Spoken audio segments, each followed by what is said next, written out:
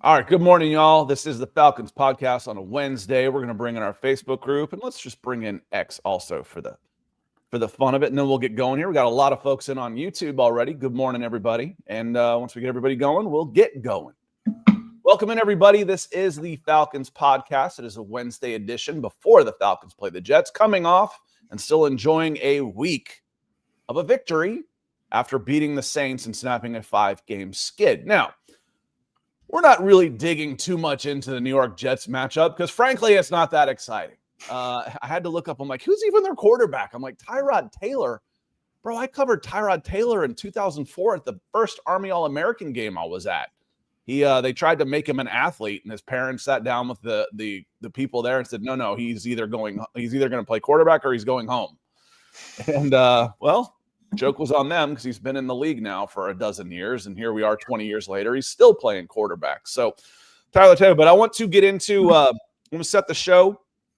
I was looking around. I was like, I'm not sure what we want to talk about. I want to talk about some NFL draft. I want to talk about some free agency, but I'm not sure that that's a great hook to get started.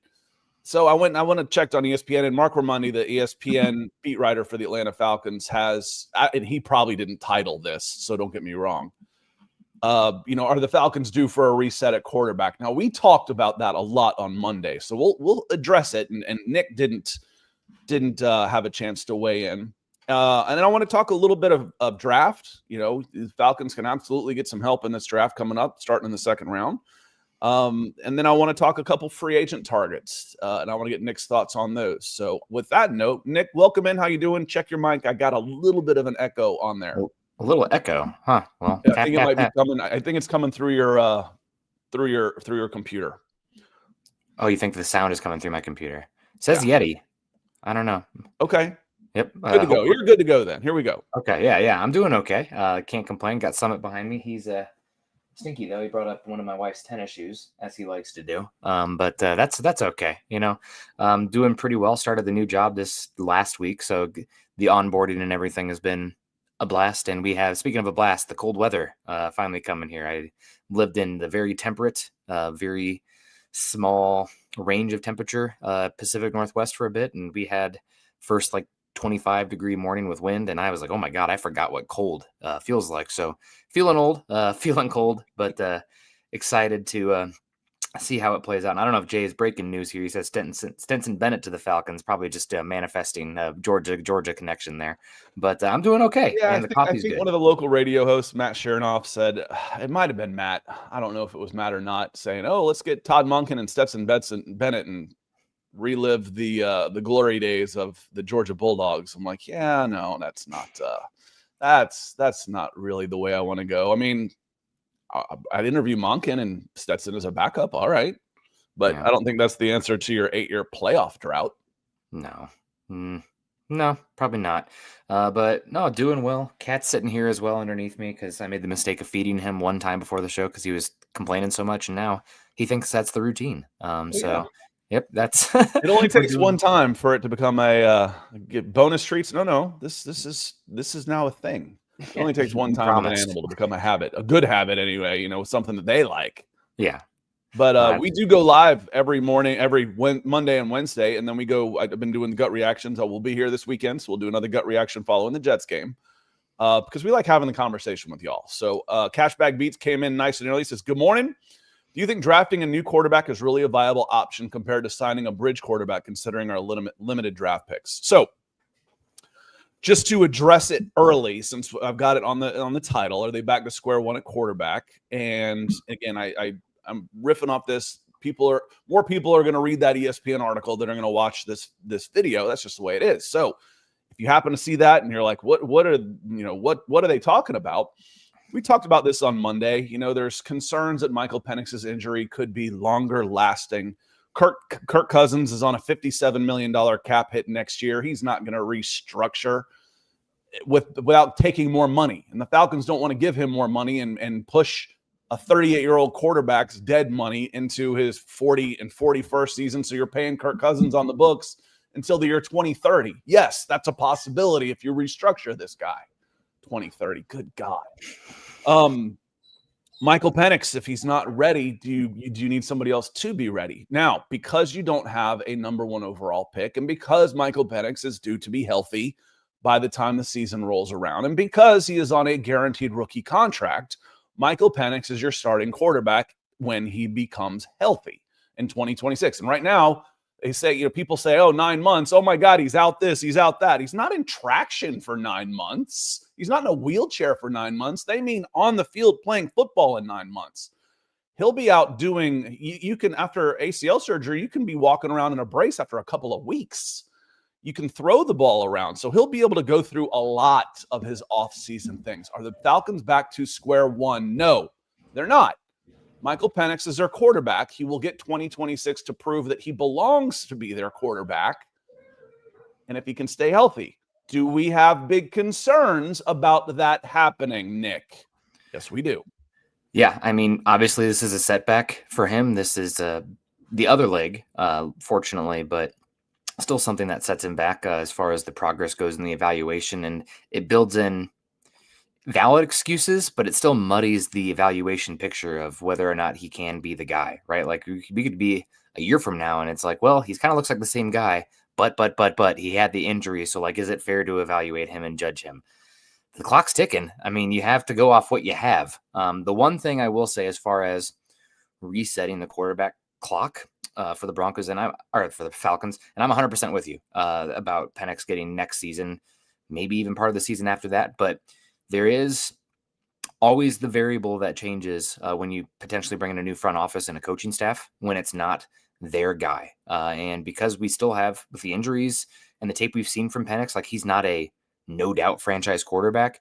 Especially if there's a new coaching staff and front office coming in, you have to do your due diligence with the upcoming draft class. But that's with the understanding that like your odds of hitting a franchise quarterback outside of the first, top 10, top 15 is like depending on winning a scratcher to feed your family. Like it's not good business. You're in trouble already, buddy. So again, you're going to have to go through and do the work on the quarterback class. Maybe you draft somebody as well because you do have questions about the backup quarterback for this team. Obviously Cousins isn't going to be here. I think there's somebody in this chat that was a big Easton Stick fan. I don't think that's. I think that was just more along the lines. I'd almost rather see Easton Stick right now than Kirk Cousins. Okay. Like, I'm okay with that again. Yeah. I want this team to be successful, and I was happy watching them play the Saints. I really was. Yeah. When Kirk Cousins threw that touchdown to Darnell Mooney, and he got embraced and lifted up in the air, and I was happy for them. I want to see more of that. I don't care who it is. I don't care if it's Kirk Cousins. I don't care if it's Easton Stick. I don't have anything against Kirk Cousins. What's he supposed to do? Turn down that money? No, it's not his fault that was a bad deal. Get your money, Kirk. Kirk's a better quarterback than Easton Stick. Yeah, absolutely. I mean, the reason I push back against that is because you have to still put the players out there in a position to succeed because they're game by game trying to get a second contract. But getting back to the point, as far as Penix goes, you have to, especially if it's a new regime and you have questions about Penix, you have to do the due diligence of evaluating the quarterback crop. I think there is options here. And honestly, Scott, even if you get a solid backup quarterback long-term, considering what Penix's injury history is like, that's not a bad ROI when backup quarterbacks are making $15 million a year plus. So again, it's something you'll have to evaluate. We'll see what happens with Fontenot and this coaching staff. Zach Robinson, I mean, he probably feels like a dead man walking at this point. But no, the Penix era is not over in Atlanta. He should still get at least next season, but we'll see what happens with the decision makers because that changes the formula. If the Falcons if they lost that game to the Saints and they had their first round draft pick and they were sitting there at 3-8 and staring at the face of a top 5 pick and a complete and total regime change without any question, this conversation would be a little different. 100%. And it's not an indictment on Penix. No, it's not. We don't know. Yeah. So I see Winston saying, this isn't their guy and they may not be sold on him and they want to come in and they need a reset, but right now, based on no first round pick, guaranteed contract, third season, he'll get 2026. Yeah. Michael Penix is a quarterback in 2026. Denver Luke says, good morning, Scott and Nick. Right back at you. he's got the coffee emoji. I'll drink to that one. And he says, is it too early for a little mock draft? No, I actually had it pulled up before we came on. So I'm planning on doing a little bit of mock draft. I want to talk to Nick about some of the guys that are in the range of the 40-ish range in the second round, where the Falcons can get some help. And the guy I put on the cover of this show is a 6'3", 330-pound defensive tackle out of Ohio State named Caden McDonald.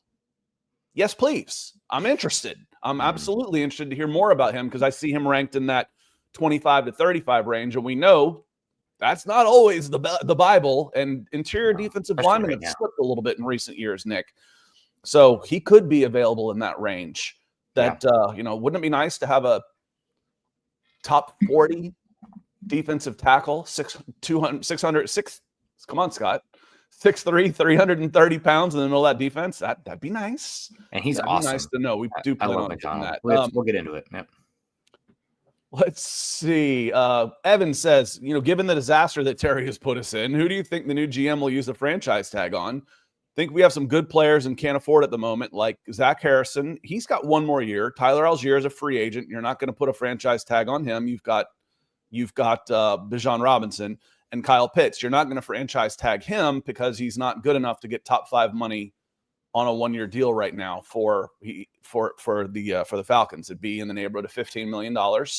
Or maybe it's even gone up a little bit since then, 15 to 17 on a 1-year deal. No thanks. I undersold the tight end market a little bit, Nick, when I was talking about what he might be worth on the free agent market.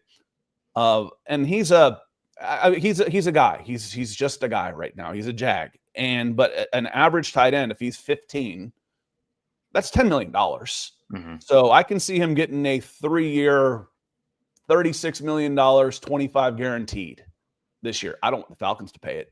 And I don't want them to franchise tag him for 1 year either. I don't think he's earned it.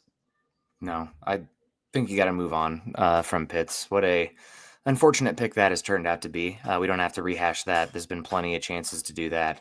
But I don't think any of those guys are worth the franchise tag, and it's unfortunate because it kind of speaks to where the team is at right now. But you need to be, especially that like cash up front. Like I know Arthur Blank isn't like needing cash, but it's still, you need to have the cash available to put it in furlough. I'm not a finance guy, but where the focus needs to be as far as your immediate cash on hand needs to be escrow. You're right. Yep. Escrow. Thank you. Is need to be Drake London. That needs to be the priority. And you're talking about those franchise tags are all guaranteed completely up front. So you have to have that money in hand. No, that should be Drake London guaranteed 4-year, 5-year contract. Get that guy locked up. And, Algier Pitts, maybe you play the comp pick game. I don't know. I mean, you have enough holes, and without draft picks, it's kind of hard to like necessarily play that. Like the comp pick tends to be, as it's played out the last decade, the rich getting richer. Because like, oh, we're so good, we're just going to retain our own guys and draft, and we don't have the money to pay these other guys. So it's like the 49ers and the Ravens and the Chiefs have all these comp picks. Like, oh, la-di-da, great. This is a great system. But yeah, right now I think I don't think any of those guys probably end up getting the franchise tag. Halsey says, why would a respectable NFL franchise plan to be bad at quarterback by settling on a 1-year bridge? Falcons need to add good players, and one good quarterback is enough in a league with a lot of injured quarterbacks. Well, one, it's questionable whether or not you could call the Atlanta Falcons, who haven't been into the playoffs in the last 10 years, a respectable franchise. As a franchise, are respectable, but are they a respectable team? No, not a lot of people around the NFL respect the Atlanta Falcons. That is well earned. But because you can't always fix. Now, there's a couple assumptions that you're making in here, Halsey, and one is that you're not changing Penix. You've already got Penix. You're right. Okay, you're right, and I've agreed with you when we started this. Penix is going to be the guy in 2026. However, you are going to need an insurance plan. You're going to need a decent quarterback, and you might need a bridge for September. You might need a bridge for August and September to get to 11 months of rehabilitation and Michael Penix being ready. That might be your bridge, not for a full season, but people do bridges all the time. because they don't have a quarterback. It's just the Atlanta Falcons are the only team in the history of this game that have spent $100 million on their bridge in Kirk Cousins, and it is blown up in their faces spectacularly. Yeah. Most teams do it the way the Vikings did it. They got Sam Darnold, did well. You do it the way the Colts done it. Go get a Daniel Jones. Go get a Jacoby Brissett. Go get somebody like that to help ease in the next. I don't want to throw my rookie to the wolves when I'm a decent team. Let's see what happens. But that's why they need a good backup quarterback next year, no doubt. He doesn't need to cost $57 million. So that's why they'll be in the market for another quarterback next year. But when Michael Penix is healthy, he is your starting quarterback in 2026. I have very, very little doubt about that, even if John's a little mad. John, good morning, and thanks for being a member. Because he's 25. He's been playing quarterback for at least 10 years and isn't comfortable under center, says everything. I don't buy it. I refuse to buy it. I do not buy it. As far as, and if he isn't comfortable, so what? So I'd be more comfortable. He'd probably be, let's be honest here. If you could get him a Barca lounger and kick his feet up, he'd probably be a lot more comfortable back there that way. He'd have nice support under his legs. It's not realistic, right? That's stupid, Scott. Yeah, well, so is putting him in an offense. It's going to fail. That's stupid too. Yeah. So, Nick, we haven't done as many shows together, so you may have heard me say the only thing that really makes sense to me is that they're just absolutely terrified. There's two things that make sense to me, unfortunately, and neither one of them's good. They're terrified of Eli Wilkinson, or they're chicken scratch in order to do the right thing for their quarterback. Do you think Sean Payton would say, I'm more comfortable running in the shotgun, coach? I don't care. That's not what we do here. Okay, there you go. Do you think Sean McVay's gonna say, oh, I like the shotgun better? Well, that's not what we're doing here. Are you the coach or not? Who's running this show? Because if you let the players run the show, you're going to get a 4-7 team and a lot of bad football. Yeah, I will push back just slightly, Scott. That it's a fine line to walk, because you do want to put your quarterback in a position where they are confident and feel good, like they can succeed. And obviously, it's an indictment if Penix can't do that. It's something that I wish I believe it. You will never, ever, ever, ever, ever, ever, ever convince me that he turns into a 2-footed, left-handed version of me if you put him under center. That's ridiculous. Yeah. It is absolutely ridiculous. Do you prefer one thing to the next? Sure. That's human nature. Yep. You cannot play quarterback in this league under center. Baloney. And you can insert any other word you want to in there. You cannot play this league. You cannot play quarterback under center. You're either a first-round pick or you're a complete stiff. BS. No way. There is no way that's true. Yeah, I just think the margins are so thin in the league that you have to take all advantages that you can. And if there is one that statistically you are better, considering how hard it is to just succeed in the passing game in general, you probably have to lean into it. I wish I had Sports Info Solution. I think it's like a $400 a month subscription.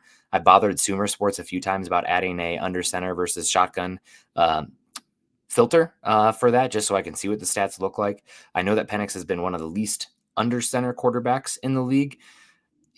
Let's somebody out there in Atlanta, I got an assignment for you. Find Zach Robinson, get him nice and sauced up, and ask what's going on there, because I'm curious. What is the thought process there? He just says he's more comfortable in the shotgun. I don't care.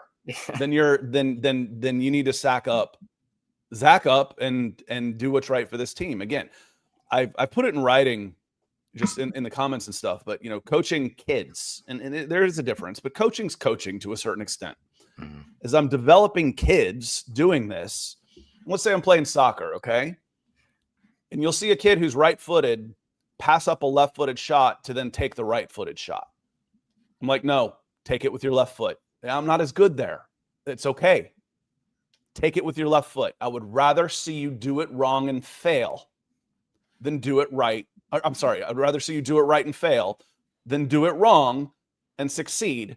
Because as you keep moving along the lines in the progression of your career, you're not going to have time to take that on your right foot. You're going to have to take it on your left foot. You're going to have to play under center. You're going to have to learn how to do this and be comfortable. Otherwise, you are not a professional quarterback. And if you're not doing that, then you are not a professional quarterback coach. Yeah. I don't buy it. I do not buy it. It is a weird thread to pull out. We don't have to rehash it. It's just something that, like, you look at the data, it's like, why is this happening? When the rest of the league is showing that the under center stuff, heavier personnel is working. Now, granted, you have to do what's your quarterback wants to do at the end of the day. And I hate to do the appeal to authority, but they have more information than we do from the outside. So I don't know. But it is something that we'll keep an eye on going forward, no doubt, because the data is the data. We got Little Falcon Boy coming in here. Is that related to the Little Drummer Boy?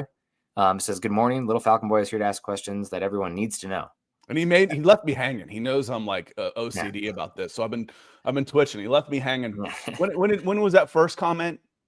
The question everybody wants to know. It was 15 minutes before he finally asked the question. I've been twitching. Ever since. What? What's the question? What do we all need to know? So everyone in the NFC South lost this week, and I think we can go on a little run here. What do we think? What do you think? I think it's possible.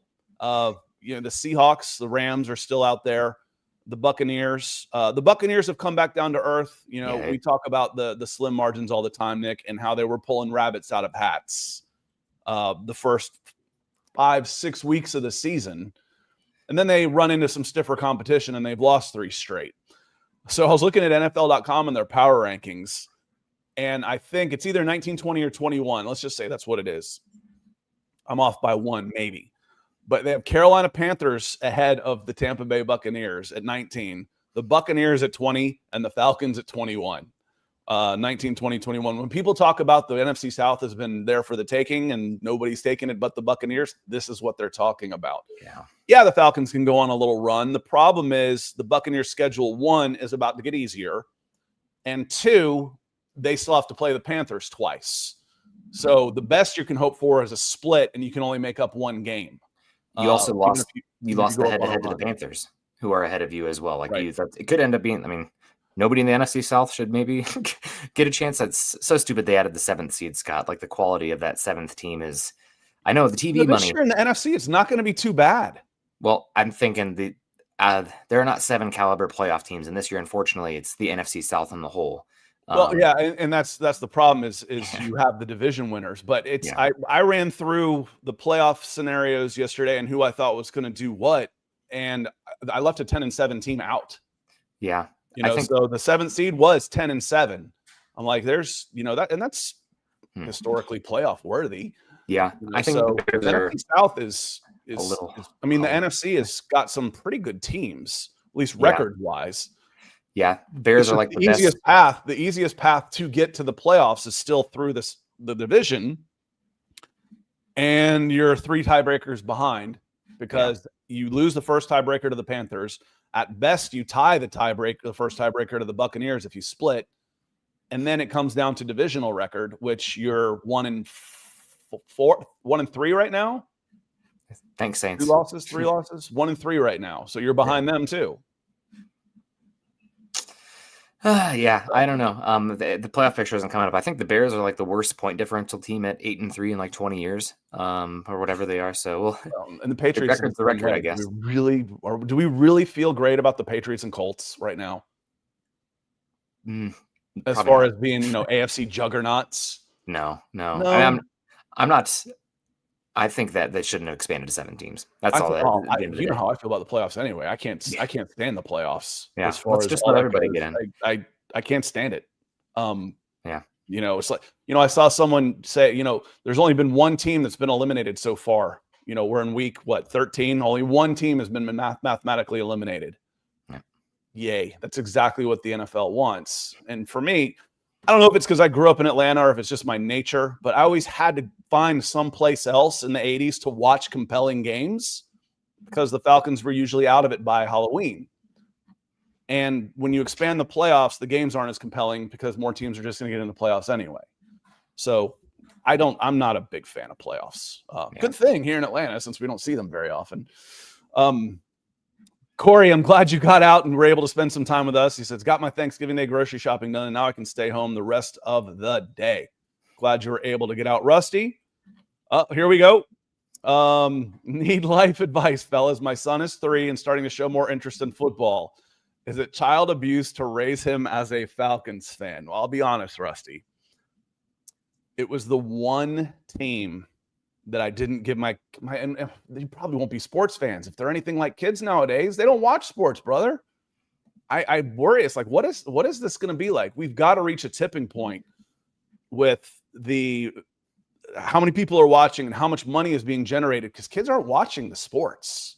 My kid plays baseball. He doesn't watch baseball. He doesn't watch any football. But the Falcons are the one, because my kids were born in LA and they didn't have a team.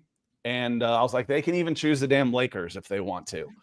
But that was the one I forced on them with gear and all this kind of stuff, because there's not enough Falcons fans out there. Yeah, you're kind of born into it. So, it's not like nobody's hopping on the Falcons bandwagon. And I said it's a green flag when someone's a Falcons fan. They got low expectations and they're super loyal. Those are my kind of people. those are my kind of people, Rusty.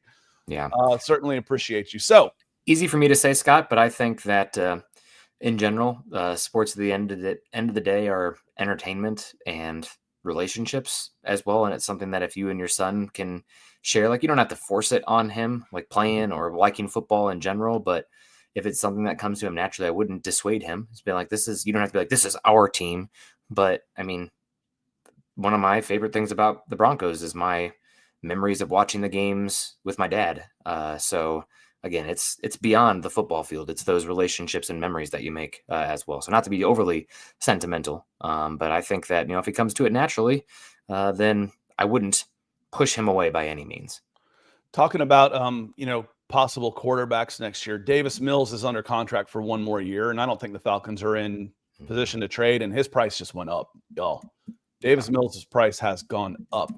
And it's another, despite the fact that these guys are playing football and the new generation, like right now, the COVID generation, they're older coming in. Michael Penix was 24, Bo Nix was 24, Jaden Daniels is 24, Tyler Shuck was 24. They're older, and it still takes them time to adjust to this league. It's still there. They can play longer though. So, Nick, you and I had gone back and forth on this about, the progressions for quarterbacks. Well, I think you've got to change that timeline a little bit where, they can click at 26, 27 years old. Things can change for them and it's so important if they're in the right system, if they've got the right coaching. It feels more like college football to me now. The quarterback position feels more like college football to me. Because it's all shotgun? No, the coach and the system is more important than necessarily the player and, the team around them. Mm-hmm. Yeah, no doubt. I'm looking at the quarterbacks as well. I mean, a lot of the guys I've seen names thrown out here. The Falcons had like a huge amount of draft picks coming up this season. Maybe you talk about a trade for someone in the last year of his contract, but you're sitting there with 4 picks right now, 5 picks. Yeah, you need everything you can hold on to just for the sake of like how you set up your salary cap and rolling over cost controlled guys that are hitting in increments year by year. So I can't imagine something like that.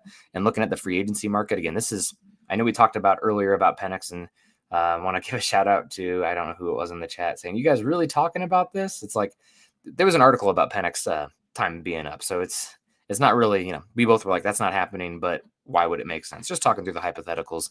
It's where the Falcons season is at right now. But yeah, that's why we addressed it early. Yeah. I mean, we talked about it a lot on, what does this mean? We talked about it a lot on Monday. Michael Penix is your quarterback in 2026. Yeah. It's no, and all bets are off for 2027. I'm not going past that.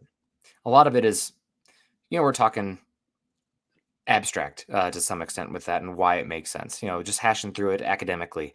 But like names that stick out for me next year, Scott, you already mentioned him today, but like a guy who's like no threat at all to Michael Penix, but like could be a veteran to guide him, kind of showing some of this stuff and get you through a few games. Tyrod Taylor is out there again, very much a backup at this point. The crop doesn't look good, but I think it's probably better than Easton Stick. You know who I saw down at the bottom who had some success and he had a good coach? Who? Gardner Minshew. Minshew, maybe. Minshew. Yeah. If I need a guy for a month and I want him to be a backup, Minshew came in and was a backup to Anthony Richardson. He's a pro's pro, and he comes in and does the job the right way, and he can do a job when he's called upon. Yeah. And it's funny, you know, people say, what are you talking? Well, this is what we're talking about, y'all. We're talking about backup quarterbacks. You don't spend $57 million on a backup quarterback. Mm-hmm. So Gardner Minshew, he's terrible. Well, who do you want as a backup quarterback? There's not a lot of great options out there. No. I was more so talking through that. He's only on like $3 million. You know, do you want Zach Wilson? You know, Tyrod Taylor, he's 38, maybe. I'm just talking mainly, like, I think Gardner Minshew, if your goal is to like bridge through a few games, that makes more sense. But my perspective was honestly more Michael Penix driven. And I think Tyrod, from what I've heard about him, would be an excellent mentor for him. And the name who really sticks out, the one I really wanted to get to was Teddy Bridgewater as well, who retired for a second, but as I've heard, you know, a really good presence there in Miami. And I think he could really help solidify things as well. Because it's been a weird, obviously, from what we've heard, a weird situation dynamic wise between Kirk Cousins and Penix, understandably so, with everything there. But bringing in somebody like Tyrod or specifically Bridgewater, who is a player coach at this point, could be good for Penix, in my opinion. But again, it's not a great market. And you mentioned Zach Wilson too. I mean, he's talented. The arm talent is there. That's one that's a little bit more dice roll, lottery ticket competition for Penix, in my opinion, versus we have somebody in here that can stabilize things and like point Penix in the right direction.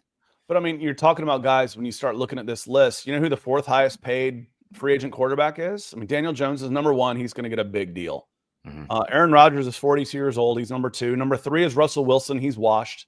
Number four is actually Marcus Mariota. Yeah. You know, Zach Wilson is fifth. Tyrod Taylor is sixth. Then you start going down in some of the names that are free agents, and not all these guys are going to end up free agents. Some might retire. Some might get re-signed. Jimmy Garoppolo, Kenny Pickett, Mitch Trubisky, Case Keenum, Trey Lance, Josh Johnson. He's played for 72 teams. Carson Wentz got my attention as a possibility.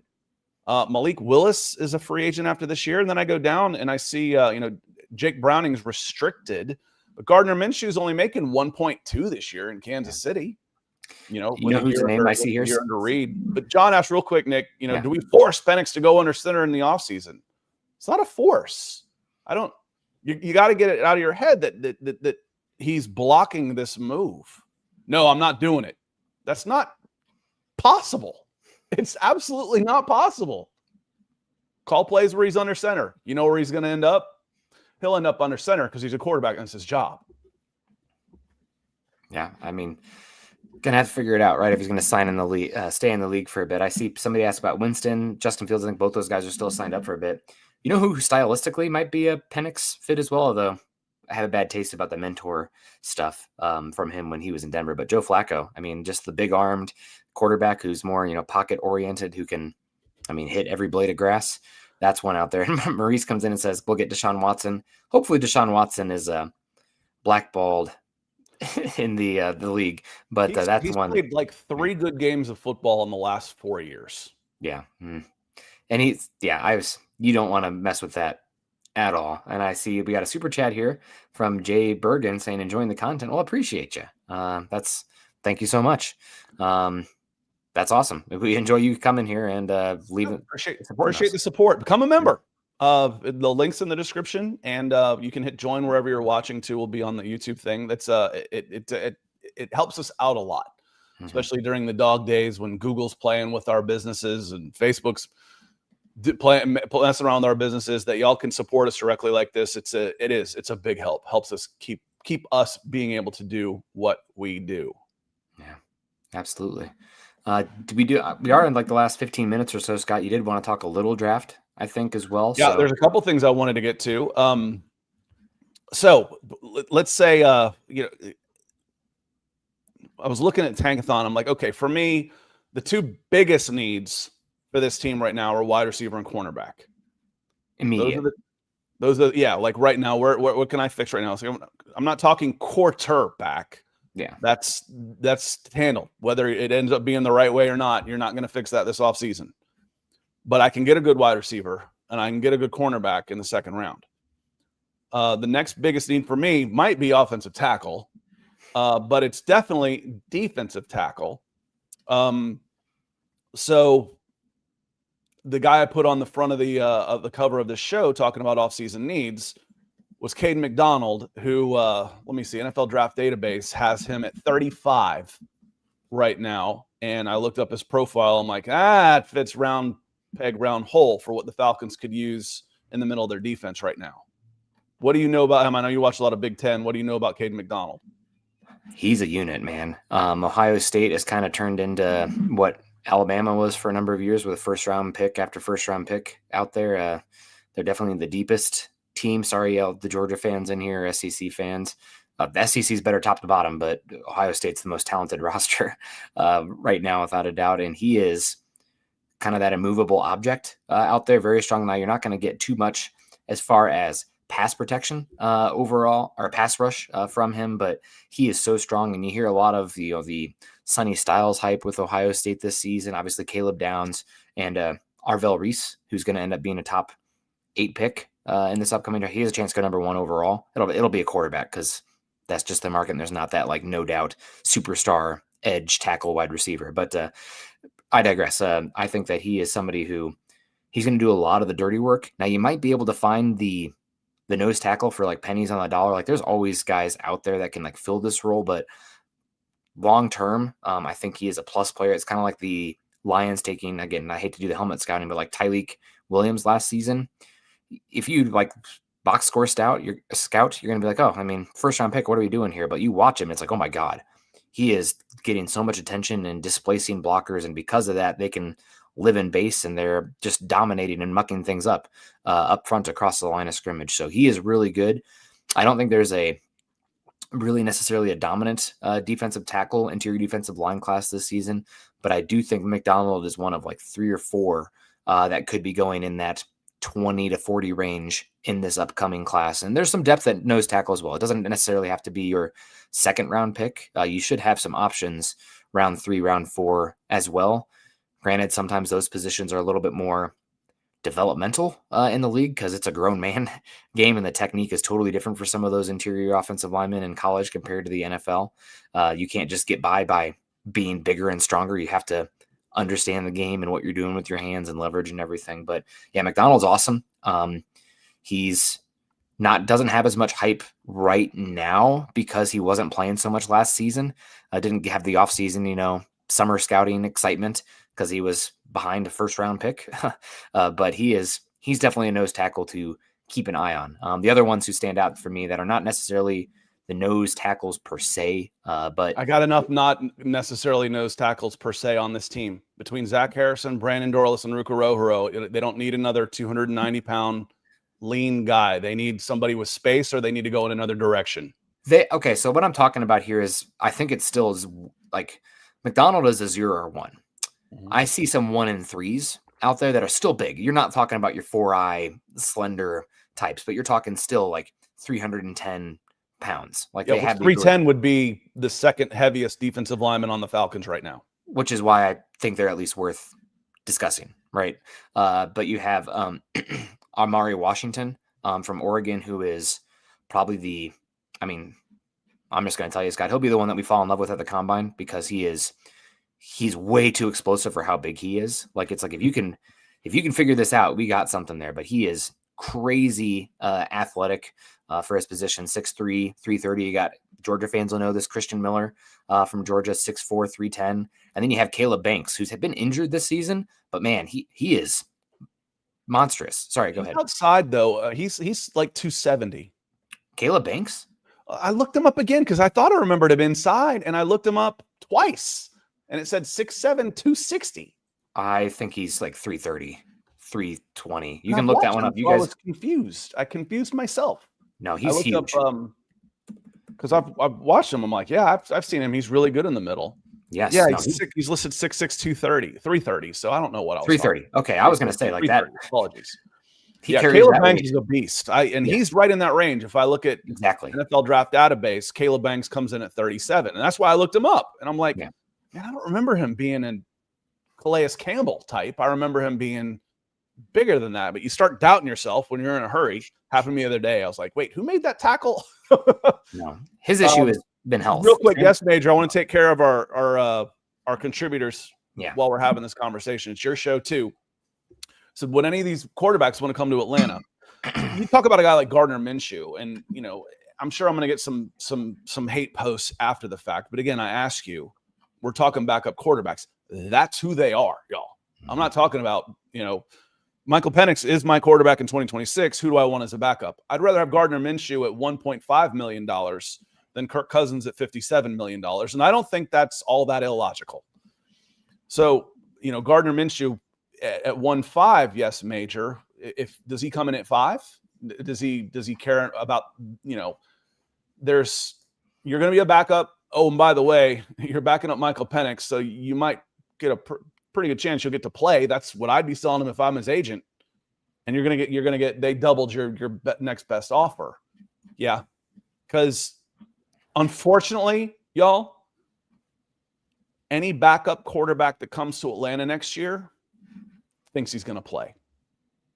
That's how I would be. And that's, it's a selling point. It's just reality, y'all. Yeah. If I'm a backup, I'm going to need a backup quarterback that can play. It just can't cost $60 million. No. So, Kirk Cousins could restructure. If Kirk Cousins restructures, it means you're going to pay him more money just to push what he has left on his contract, which is about $80 million down the line. That's asinine. Yeah. And after the way things have gone, he's just playing good soldier right now. I don't think he wants to be with the Atlanta Falcons anymore. So I would, if they said, the Falcons just announced that they released Kirk Cousins and they're signing Gardner Minshew to a 1-year, $5 million deal with all 5 of it guaranteed. I'd be like, okay, yeah, it makes sense. It's a good move. Yeah. I could live with that because Michael Penix is your quarterback next year if he's healthy. As he should be. Mm-hmm. Honestly, at this point, it depends on where you fall in the 2027 class, but he should probably get it a year and a half, 2-year window here. But, one game at a time, we'll have a much better understanding at that point of what Troy we see. says trade Pitts. You can't. He's a free agent. You'd have to tag him first, and that's a $15 million guarantee. And then at this rate, he'd be untradeable because he's not played to that amount of money. So you can't trade Pitts. But find a big old boy in the middle with a couple of character concerns. Now,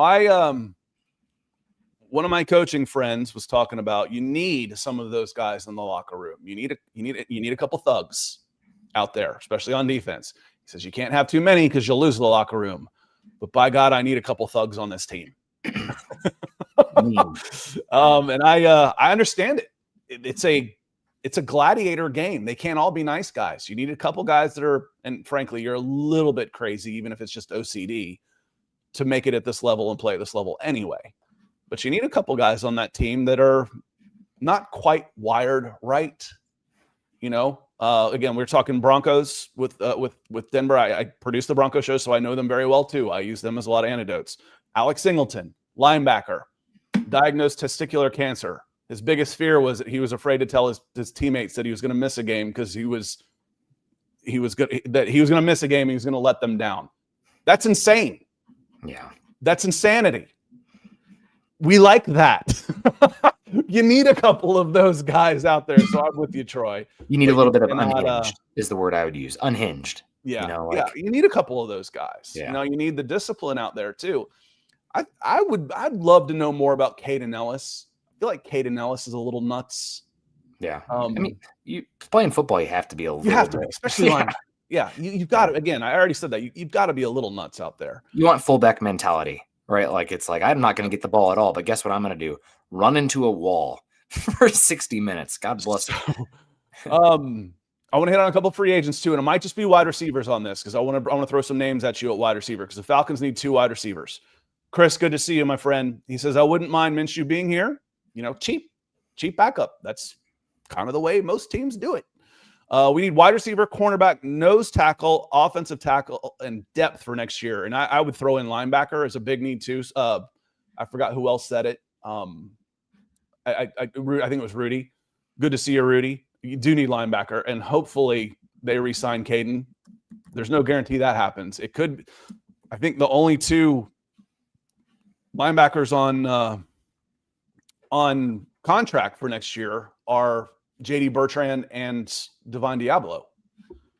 So there's no guarantee that Caden Ellis comes back for sure. So let's talk as far as what Chris says here. We went over a couple of the defensive linemen. I don't know that I'm getting an offensive tackle that I really like compared to the availability of wide receivers and corners at that spot in the second round. Let me throw a couple names at you that are hovering around that area. Kevin Concepcion, Texas A&M, wide receiver.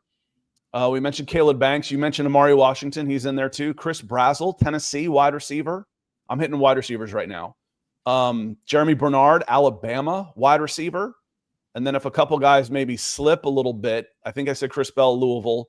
Denzel Boston out of Washington, possibly. And then Mekhi Lemon out of USC. He'll be gone.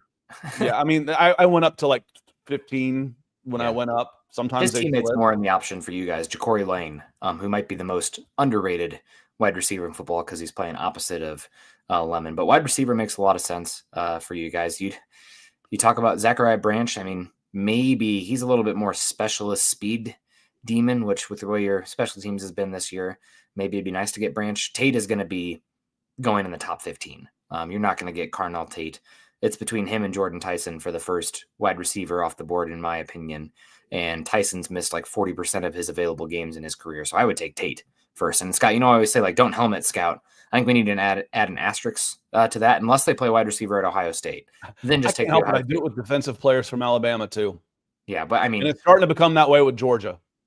Yeah, I mean, but like Ohio State wide receivers, holy cow! I mean, the only one that's not been a hit here of late is Marvin Harrison Jr. And I wonder. Yeah, the best one of the bunch. Isn't that funny how that works? Yeah.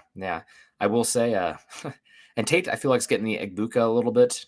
Maybe he's getting the Egbuka bounce from this, but Egbuka was overthought last season because people see Jeremiah Smith on the other side and just start like hyperventilating, which understandably, he'd go number 1 overall in this class.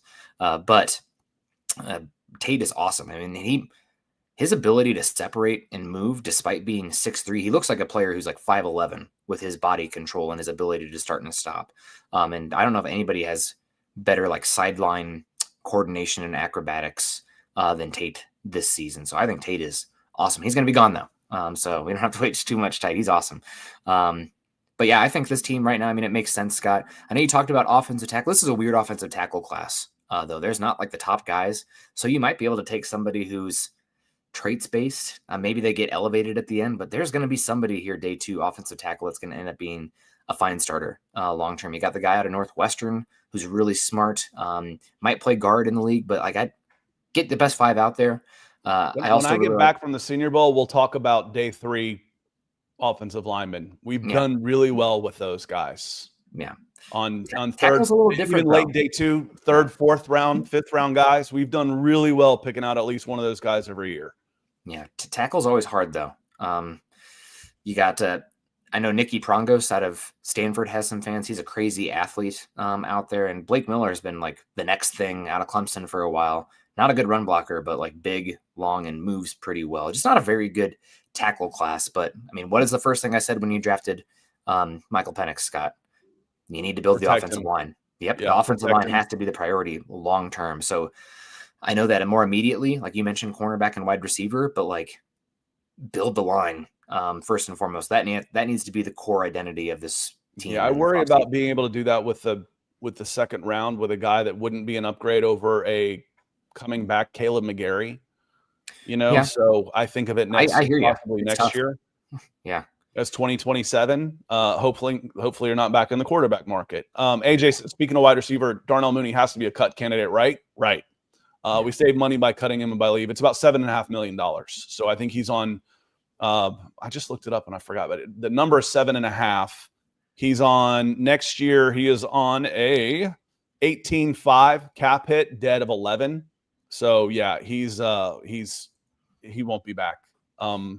He did the exact same thing in Chicago. You know, he got off to a hot start and then tailed off. I don't really understand it that well. Let me throw a couple of wide receiver names at you that I was looking at. Let me see here. I actually wrote them down separately so I wouldn't have to jump up and down and try and find them again. Tyquan Thornton, Kansas City Chiefs, is a free agent this year. He's trending in the right direction. He was a 4.28 guy at the combine. He is 25 years old, and he's got 15 catches for 318 yards, which are career highs. And wow, where the hell are the touchdowns? And how many touchdowns? And 3 touchdowns this year. So he is trending in the right direction. We know, oh, that's not a ton. No, it's not a ton, but they spread the ball around a lot, and there's some guys could be in front of him at Kansas City, but he's got that deep speed. And again, he's young, and like I said, he is trending in the right direction. And right now, he's cheap. What about Tyquan Thornton, Kansas City Chiefs? Because you're going to need 2 wide receivers. Yeah, you're going to need. I want to draft one at least one. And you're going to need one to be a free agency. So you're going to need at least 2 wide receivers in this upcoming cycle.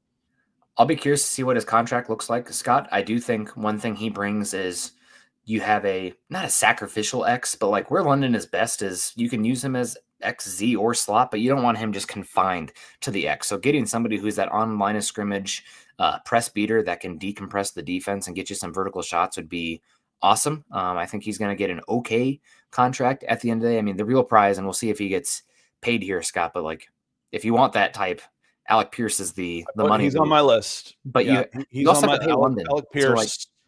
Colts is having he's leading the league again, I believe, in yards per reception at like 24.5. He's going to get paid. He's a deep threat. I think they actually have him undervalued here at where's Alec Pierce, because he's still on his rookie contract, so he's still cheap.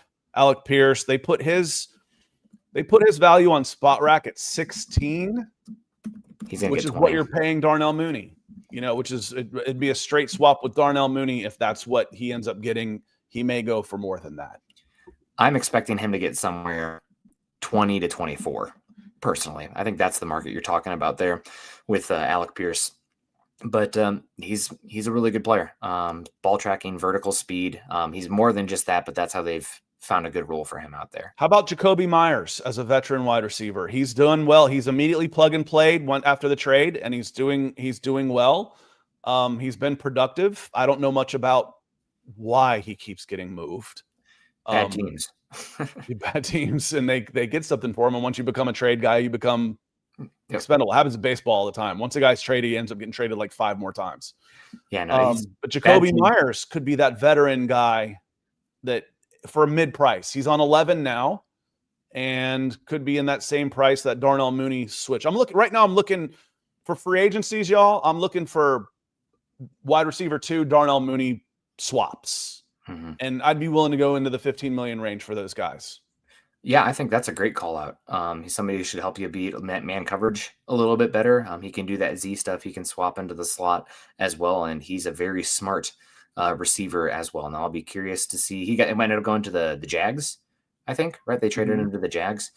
So we'll see how the rest of the season goes with him, with Travis Hunter out and everything.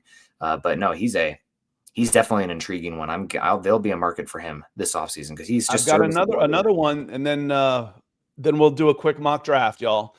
What about Romeo Doubs? He's supposed to be a free agent as well. He's 26 years old, and he's having a solid season. He's on his 4th year of his rookie contract, headed to free agency. He's trended 400 yards, 675, 600, and 522 this year. 54% catch rate, so not great. But let's see, yards per game, 47. Yards per target is 7.8, is pretty good. Yards per reception at 12.7 is solid. And he'll be 26 in April. He's still young. I think he's going to get paid pretty well also. Out of the guys you listed here so far, I'd imagine he's the second highest contract behind Alec Pierce. But again, that second contract hitting there, and with how I don't think he can be funneled as a number 1, but as a good number 2, it's great. The one thing about some of these wide receivers, Scott, is just resource allocation at the end of the day, because you are going to have to pay London a huge deal. So it makes it a little bit tougher. Like, do you want to put that much in the wide receiver room, where me personally, I'd rather spend the money on the offensive line with Penix, but and you already have London here. Like, you can't let London walk. So it's tough. I'd probably, right now, out of the names you've listed, Thornton makes a lot of sense, but I really like Jacoby Myers coming in, just getting a little bit more of that steady presence, the dependability, the ability to uncover quickly versus the vertical shots, and then paying London as well. I think that'd be the direction I go. And then in the draft, there's going to be wide receiver options day two for you to come in and supplement the room, where Myers and London, that's a fine 1-2. And then you have somebody who can come in and potentially be that 3-4 this upcoming season and grow into a bit more. And I see some comments about Pickens as well in here from Corey. Pickens is going absolutely nowhere. Dallas has looked brilliant for doing that. He's one of the best 3 wide receivers in the league this season. And typically I don't like the tag Scott, but he's one, given his unhinged play. Spotrac puts him at $30 million. He's not getting out of Dallas. They're going to pay him. It's working for them. He's going to get franchise tagged or a tag and trade. I don't think tag and trade. I think they're going to keep him. No, I mean, if they're not able to keep him, they would tag and trade him. So it would cost a lot. And Ron, when we're talking about Jacoby doesn't block, not a good fit. We're not making these moves assuming that it's the same offense personnel. We're building a team as a general manager would, which is without a coaching staff to a certain extent. Now, that said, free agents, I want them to be, when I'm signing a free agent, I want them to come in and play right away. When I draft guys, I don't really care. I'm drafting them for 5 years, and hell, the Falcons change quarterbacks. They'll have 2 different coaches in 5 years. They need to be scheme independent when I'm drafting. But, as far as, again, when you say Jacoby doesn't block, not a good fit, I'm swapping him with Darnell Mooney. If Darnell Mooney was being who he was supposed to be, he'd be a huge asset to this offense, and he doesn't block either. No. So you have Pitt. They need a number 2 wide receiver option that can catch the ball first and foremost. And if I've got a guy that can do all that stuff, I'm not getting him for $15 million. No. And I'm wide receiver blocking as much as anybody. I have to be, being an Iowa fan. Otherwise, I would pull my hair out with the wide receiver play. But I know what you're saying, Ron. I get it. But again, this is a wide receiver 2 type, and wide receiver 2 money and available players, and you've got to get somebody. You don't want to bring you don't want to bring Darnell Mooney back on $19 million, do you? No, and you have Drake London here, who can function as that like pseudo tight end in the slot for the block heavy stuff. So it's going to be more so like, again, like not obviously a discount version of the Rams. That's underselling. Sorry, the kid's crying. If you hear that in the background, I apologize. But it's not. It's the squirrel going up my eave right there.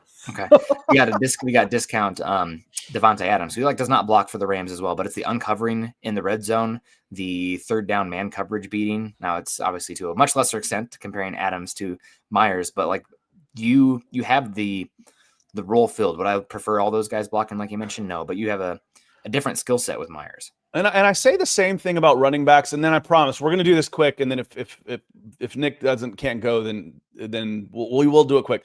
One point on this: if you are a threat to get the ball, you don't have to block as much because you're taking a guy with you wherever you go. We say this about running backs a lot. Can they pick up the blitz? Okay, there's other ways to do this. And that play to Darnell Mooney, I want you to go back and watch it. The deep pass to Darnell Mooney off play action. Eli Wilkinson, bless his heart, was one-on-one with the left end, stopped him. Bajan comes out, and he doesn't chip him or anything. But what he does is as soon as he comes out and around as an option at receiver, that end hesitates just enough that he's out of the play. So you don't necessarily have to block to be effective in removing your guy from the play if you are a threat as a receiver. And right now the Falcons haven't had a consistent threat at number 2, and they need one. They need Mooney, one. Mooney was that last season. And to be fair to Scott, I see Michael's comment here. I know Scott's will bring this one up. It's before the broken collarbone too, which is fine. Was it broken all last year too? Yeah, it's just not his game, which is okay. Yeah, it's fine. We're not He's calling a him smaller speed guy. Yeah. And we're also not calling him That's what he is. soft. And again, if he had been the guy he was last year, we'd be singing his praises. And I just got done saying, Michael, it's amazing, Scott. Don't be a dick. Listen, we'll have this conversation. I just got done saying, I don't care. I didn't bring in Darnell Mooney to block. He didn't have to block. I don't care. Yeah. And like, don't take the blocking, like questioning the blocking ability out in space as like an indictment on his toughness. Like playing through the collarbone, it's just, that's not his game, right? Like that's fine. I don't care. Yeah. No, but that we're just saying like you don't. Huge asset to this offense. Yeah. And without blocking. Yeah. He broke his collarbone. You know, that was first day of spring training or of fall camp. I was there, and it just hasn't come. He hasn't come back this year. You know, collarbone's 4 to 6 week injury. That's mid-September. We're at Thanksgiving. He's had a disappointing year. Spin it however you want to. That's a fact. However you want to blame it. I don't care about that either. Yeah. And just with how contracts are. $18 million. Yeah. And with how contracts are in the NFL and his injury history before coming to Atlanta, it's just that's the business. So again, not an indictment on his toughness. Like Falcons have been weird with injury stuff. We'll just call it like that. But you know, that's not why, as you said, that's not why he was brought in. And if he was, it's not his game. I don't want him blocking guys. No. I want him burning guys down the field. And you mentioned the point about the running back as well, Scott. I know I got to get going. Actually, I don't. I'm working from home today, so it's great. But the big thing with you mentioned the running back and wide receiver. You don't necessarily have to be an A in every bucket, but if you are, a pitfall as a pass protector or a blocker or something, you need to have some like gravity to you, right, Scott? Like a 3-point shooter, right? There's just like you have to have some attention, pulled away, space creation, even if the ball is not going to you. If like Derrick Henry, not a great pass protector, obviously not very good out of the backfield. But guess what? If you have him in the backfield and you're under center, linebackers are shooting downhill. So there's more than one way to skin a cat. Yeah, is what we're saying on this. You can occupy a defender without having to be a concuss yourself blocker at 195 pounds. And you can be a dog without being necessarily a blocker also. I think to Emmanuel Sanders, who was just like a psychopath at like 5'10", 5'11", 180, something like that. So I don't have any issue with it. Going through, we started while we were talking. I started this mock draft. Cade McDonald, the guy we were talking about on the cover, he ends up going 25. Yep. As a defensive lineman to the Chargers. Now looking here at the Falcons here, and I don't know a lot of these guys, Nick. Edge rusher covered. CJ Allen, linebackers, the top guys, wide receiver and corner for me are the two biggest needs.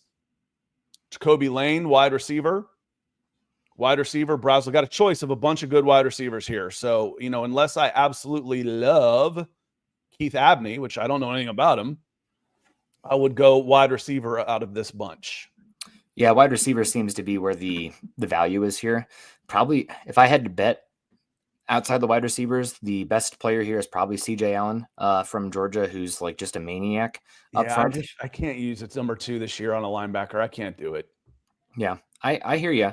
I just wanted to give a shout out because I think he's probably will be the highest on my board. And you don't want to be a team that's bypassing talent if you can, but there's a lot of good. A lot of it has to do with Ellis. I mean, if Ellis is gone, maybe. Yeah. But I feel like I can get I can get pluggers. I can get 100 tackle guys in free agency for $3 million. Mm-hmm. I can handle linebacker for cheap in free agency. Divine Diablo has been great. $7 million, and that makes him highly paid. I can get upgrades at linebacker for $3 to $5 million. I can't do that at wide receiver. No. And it gives you a lot of value as well. Overall, I think probably the best player here would be Chris Bell. For me, he's the best one on the board. He's 6'1", 220, can make some downfield acrobatic catches. And if you get the ball in his hands, he is a problem. He's one that kind of scares me because he's coming from that Jeff Brom offense out there in Louisville. So he's not necessarily having to route guys up versus being schemed open. But the collection of talent here is really, really enticing. So Chris Bell is the one who probably stands out for me overall compared to the other talent available. Yeah, and I understand, Corey. There's a big argument for Allen, and for me, it's not about Allen, the player. It's about my roster management, and can I upgrade the linebacker position for cheap? Yes, I can in free agency. Can I do that at wide receiver? No, I really can't. No. So for me, I want to use my top pick.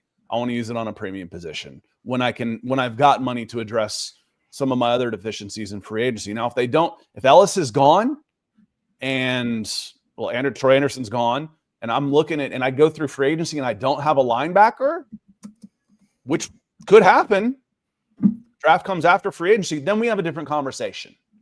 Then I say, oh God, I need a starting linebacker. Then we have a different one right there. But right now I'd go this way. And AJ says, what about pushing wide receiver back to 2027? I could get another one. Yeah, you need 3, 4. I could get another wide receiver if Cam Coleman somehow slips to 20 and I'm there at 20, I can get another one. I can get another wide receiver. Yeah. Shannon, glad you could make it over on X. Good to see you. Glad you could make the live. All right. We're back here at linebacker. Definitely there. This is the 3rd round pick at 75 overall. Definitely there's a need at linebacker. The top guys on the board are linebacker, edge, safety, tight end, quarterback. And I'm going to go into this assuming that Kyle Pitts is gone. Eli Stowers is pretty good. More linebackers. And I have to go down 15 picks to find a wide receiver or a corner. I'm back to right now. I'm at linebacker, tight end, Nick. And for me, I'm thinking long-term about practicing what I preach. And there's 2 offensive tackles here that I think are potential starters in the league. And if you can get that on a rookie contract, that's something that intrigues me a lot, especially with what you've had issues at. I think Nicky Prongos as well as Blake Miller are very intriguing. I also like Jake Galladay, linebacker from Cincinnati, a lot as well. But if you're talking value positions, long-term team building, I like both those tackles. I think both have starting potential in the league. They have like the requisite tools to be starters in the league, which is the first. I mean, tackles a lot of times, if they're great, you don't see them going this high. But I think that those are 2 that make some sense. We'll go Blake. We'll go Blake on that. And we got a pick in the 4th round, 111. Tyreek Sapp, solid. There's another tackle. Edge, corner, Will Lee's our highest. Eric Single, there's your burner right there, y'all. And if Eric Singleton was listed as a 1st rounder for a lot of this season, and now he's all the way down to the 4th round, I don't think he lasts that long. If I knew, Corey, I could get Eric Singleton in the 4th, I'd take CJ Allen in the 2nd. I'd be okay with that. I don't mind double dipping here, but I really want a corner just for this purposes. And yeah, Will Lee, is he like the giant one? Is he like the really 6'3" one? I can't remember off the top of my head. But he's interesting. The best one, I mean, Scott, he's a nickel, so maybe you don't want him, but Xavier Scott from out of Illinois is a dog. He's really good. I think he's going to go back. Like, he's got a chance to be a top 50 pick. He's been injured this season. So now we're here. He says maybe if Auburn continues to be awful, they won't realize how good Cam is. Not going to happen. Cam is so good. And remember, there's no guarantee that Cam's back at Auburn next year either. Yep. And here comes the list of broken quarterbacks that were overhyped at 6 months ago. Cade, number 1 overall, now in the 5th. Drew Allar, Carson Beck. Someone asked me on Monday, where would you draft Carson Beck? I said I wouldn't. Round 6, maybe. Yeah, 5, day 3 at the earliest. Late day 3. Yeah. I really like you're talking running back here. Justice Haynes might be the 2nd best running back in this class. So having him down here, he had an injury, so I don't know what that looks like. As far as like lottery, a dice roll here. I need a running back, y'all. That's something we're not really talking about. I need a running back. Yeah. There's a couple decent, Carlos Washington doesn't have a carry in the NFL. The kid from Michigan State who had a great preseason, I don't remember his name because we haven't talked about him since. Yeah, I can't remember. Fast guy, broke off a couple of long runs. Someone in the comments can help me out, so I don't have to look it up real quick. But he'd be your number 2. Do you trust him? So if you like a running back here, I'd be happy with a running back here too. I like Justice Haynes. Again, at the end of the day, like, I would be curious about some of the the offensive line picks, just because that's where I'm at with this team. And once we get to this point, Scott, I'll be honest, I'm not as familiar with other than like the quarterbacks here, which people have talked about Diego Pavia in the second. How about let's take a flyer on old Diego to close it out in the seventh.